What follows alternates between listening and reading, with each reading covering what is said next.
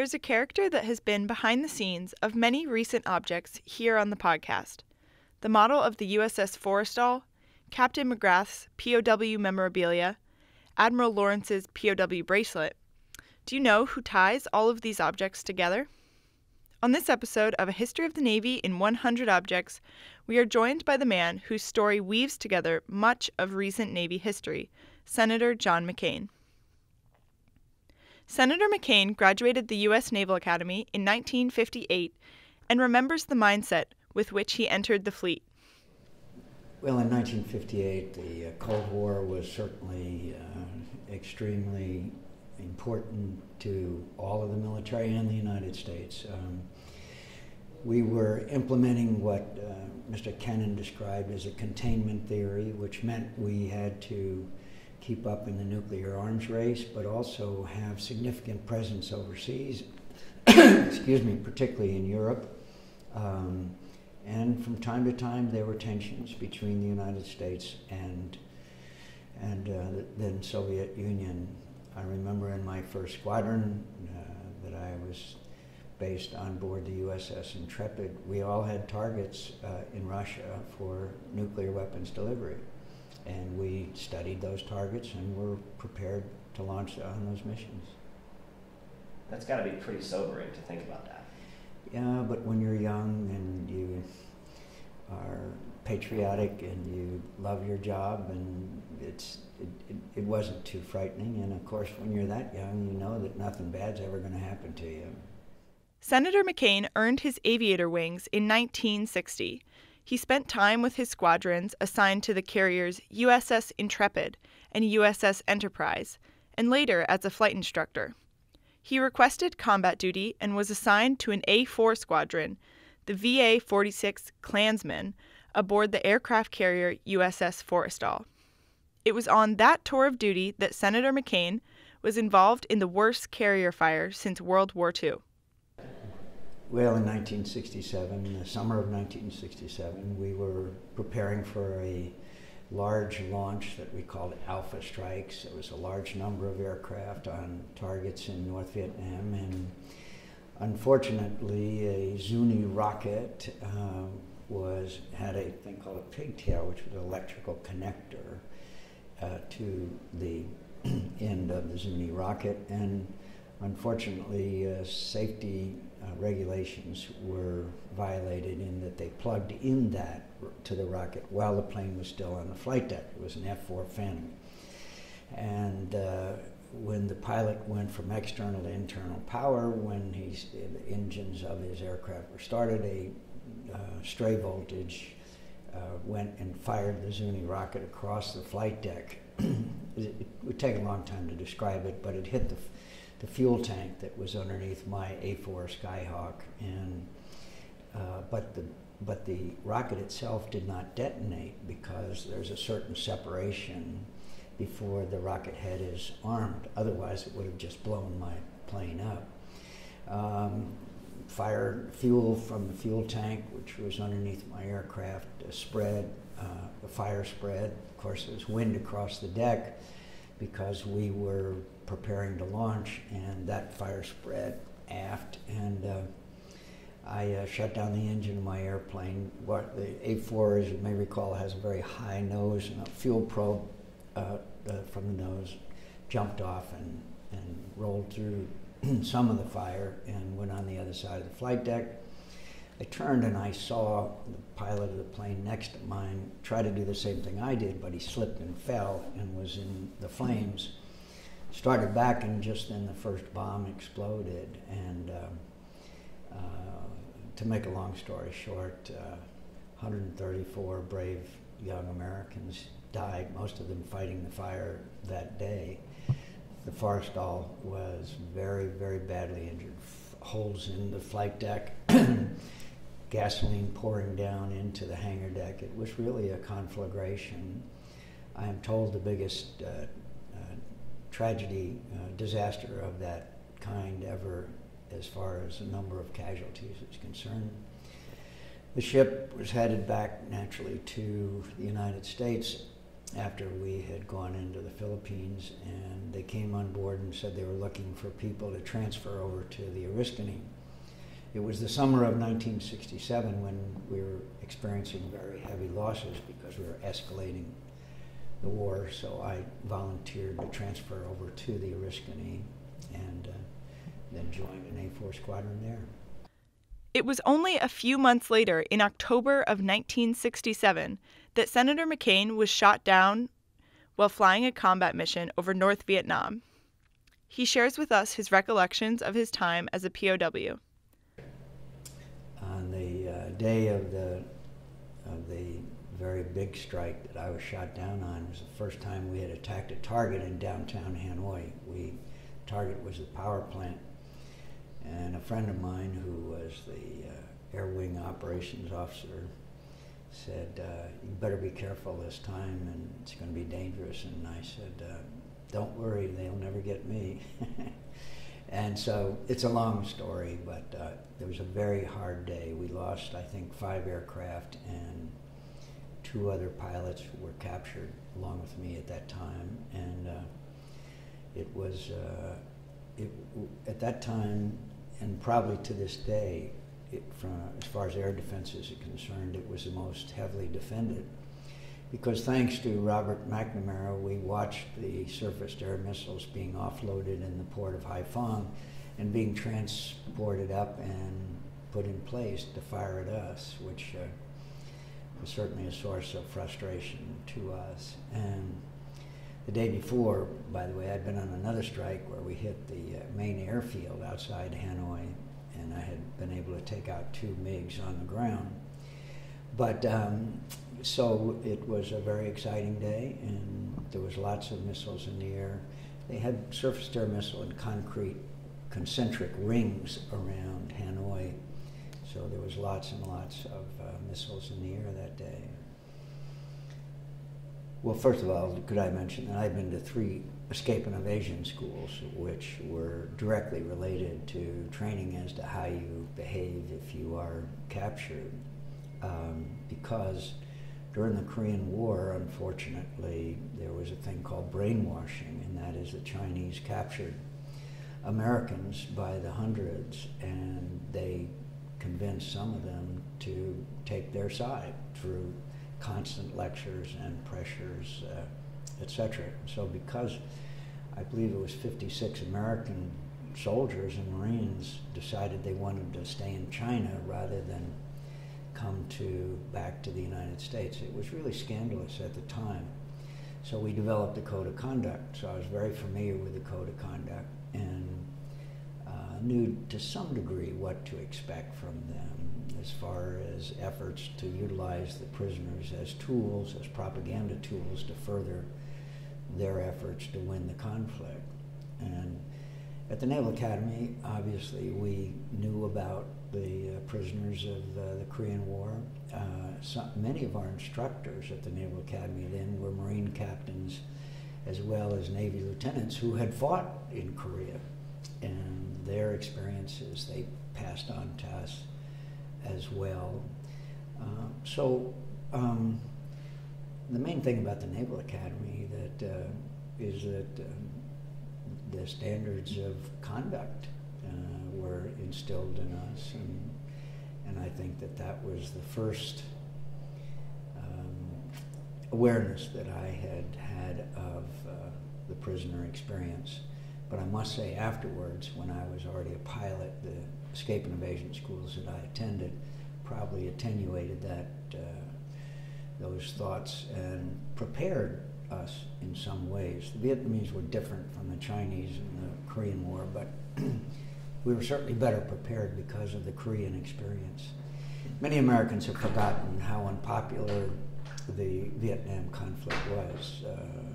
Marches and demonstrations here in the Capitol, people refusing to serve, and the only seemingly unifying aspect of the conflict was the prisoners of war. And people were, no matter how they felt about the conflict, were supportive of the prisoners of war. And somebody, and I don't know who it was, had the idea for the bracelet. The bracelet with the POWs' names on them that people wore, I received literally over the years thousands of them back, not hundreds, but thousands of them back that people wore with my name on them. It was incredible. And one of the things that the Vietnamese tried to convince us of was that nobody gave a damn about us, that we were abandoned and forgotten. And so we were stunned when we came out, and Tony Orlando and Dawn's song, Tie a Yellow Ribbon, was one of the most popular songs in America, and of course the welcoming was wonderful. In retrospect, many of us who were prisoners feel a little guilty about that, because it was far different from the reception that our draftees, 18, 19-year-old kids, came home and in some cases were spat upon and were mistreated, and but we didn't really know that much about that either. So the POW status was really quite remarkable and the bracelet was kind of a unifying aspect of a very divisive nation. The worst day as a POW was the day after I had, not the day, the worst day I ever had was a few days after I had finally refused the Vietnamese offer to release me. They had tried, and it's a long story, but they had tried to get me to be part of a release of 3 prisoners and as part of their, quote, goodwill. Actually, it was just propaganda. And I, after a series of meetings with the head guy, he finally believed that I was not going to accept their offer of release. I told them they can throw me out if they want to, but what they wanted was for me to agree. And then a few days after that, very severe treatment, probably really severe treatment, began, because they were going to get something out of me no matter what. Entailed breaking my arm and a number of other very harsh treatment. That was the worst day. When you're in prison, particularly and I spent more than 3 years in solitary confinement, things go slowly. You're not much to your day. So when we were released, everything seemed to be going very quickly, all of these things. And we were really astonished at the warmth of the reception. I mean, it was incredible. And I felt happy. I felt glad to be back. I knew that the bonds of friendship that were developed there in prison were probably going to last the rest of my life. And so it was, you're very happy, obviously. And frankly, it was like being in a time warp. A lot had changed in the 5.5 years that I was gone, and none of it had I really kept up with. We had a loudspeaker in every cell, and they would play propaganda. There was a program we called Hanoi Hannah, which was sort of like a Tokyo Rose thing. And also they would play anti-war speeches and publicize, like when Jane Fonda came and those kind of things. And I still remember one day they were playing somebody giving an anti-war speech, and didn't pay much attention to it until the guy said, "Yeah, we can get a man on the moon, but we can't end the war in Vietnam." That was the first that I had heard, that any of us had heard, that we had landed a man on the moon. And so it was certainly a moment of great, incredible enthusiasm. And of course, we all tapped on the walls to each other, and it was one of the happier days.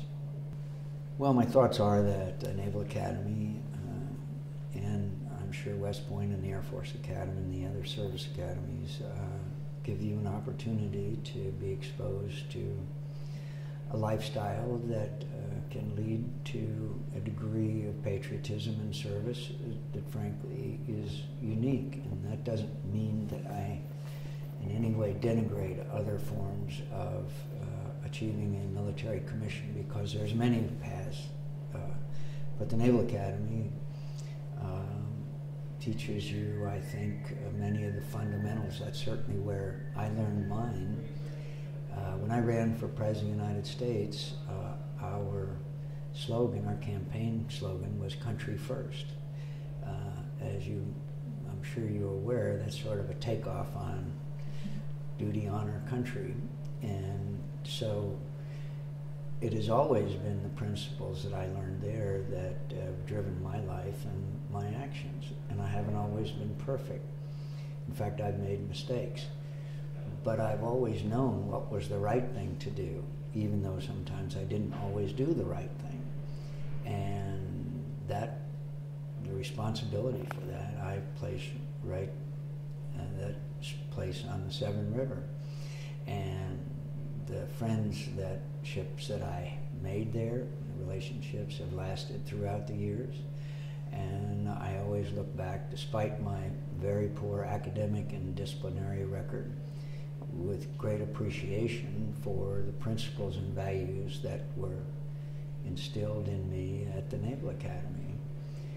And it doesn't mean that we come out as perfect individuals. It doesn't mean that you're going to be the next Chief of Naval Operation, although one of you will be. But it does mean that you've had the opportunity to expose to a unique environment, and you need to make the most of it. Senator McCain also shared with us his favorite piece of Navy history and his take on why learning our Navy history is so important. Well, one of my enduring heroes was, of course, Teddy Roosevelt. Teddy Roosevelt not only brought America into a position of world power, but his major tool for doing so was the United States Navy. But Teddy Roosevelt was a great leader in much broader perspective. He could articulate our obligations as citizens more and better. And he also was able to articulate America's role in the world and the reason why we're unique and why we are the only force for good, really, when you think about it. And today we are facing challenges unlike we have ever seen in many respects. We now have a terrorist organization that has a base. We now have attacks on the United States of America. We now have a stateless terrorist activities throughout the world. There will be more San Bernardinos. There will be more attacks on the United States of America. And the Naval Academy is a place where we will be training people and adjusting to this new kind of warfare. And we will rely on these young men and women to be the tip of the spear. So I would argue that the Naval Academy and our other service academies are probably more important today than they have been certainly since the end of the Cold War. There's so many things that we need to do to adjust to this new challenge and old challenge at the same time. We see Russia dismembering a European nation for the first time in 70 years. We see the Chinese in gross violation of international law, filling in thousands of acres of land and building runways, total violation of international law, showing their ambitions in the Pacific. And of course, we layer on top of that this radical Islamic terrorist organization, which is spreading throughout the world. And we have still not achieved any kind of stability in Afghanistan or Iraq. There will be a greater role for special forces. There will be greater role for the SEALs. There will be a kind of unconventional warfare, but at the same time, we can't abandon our challenges of conventional warfare. The new chairman of the Joint Chiefs of Staff, General Dunford, testified before our committee. Russia is the number one concern that he has, not ISIS, but Russia. And then add the cyber wars that we are now embarked on, which in its extreme could basically shut down every satellite that's up there. We have a multitude of challenges, and we're going to have a very highly trained, very professional, very adaptive Navy, ranging from the littoral combat ships to a new kind of submarine and for the triad, and more aircraft carriers and more capabilities to address these challenges. So we're in a most interesting and challenging time, and it requires, frankly, leadership along the lines of my role model, Teddy Roosevelt, and Harry Truman. but it also requires a trained, capable, motivated officer corps in all branches of the service. And the Naval Academy obviously has a sterling record. Thanks for joining us today on the podcast. Check out our past episodes to hear the rest of the stories that Senator McCain spoke about today. We hope to see you next time on A History of the Navy in 100 Objects.